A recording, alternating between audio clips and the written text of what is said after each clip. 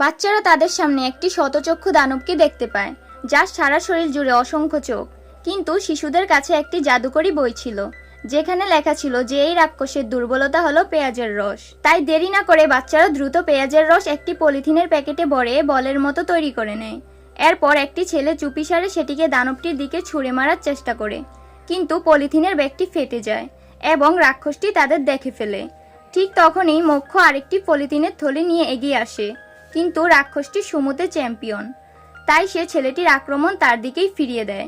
রাক্ষসটি হেসে বলে, আরে কাচাজিরা, তোমরা কি করবে? এই কথা শোনা মাত্র ছোট্ট মেয়েটি একটি পুরো বালতি ভর্তি পেঁয়াজের রস নিয়ে আসে এবং একসঙ্গে সমস্ত পলিথিনের প্যাকেটগুলো রাক্ষসটির দিকে ছুঁড়ে মারে। এর ফলে রাক্ষসটির সারা শরীর পেঁয়াজের রসে ভিজে যায়। এরপর মেয়েটি দ্রুত রাক্ষসটিকে তার বইয়ের মধ্যে মন্ত্র বলে বন্ধ করে দেয়। বাচ্চারা এরপর কি করবে রাক্ষসের সাথে জানতে হলে ভিডিওতে লাইক করে চ্যানেলটি সাবস্ক্রাইব করুন।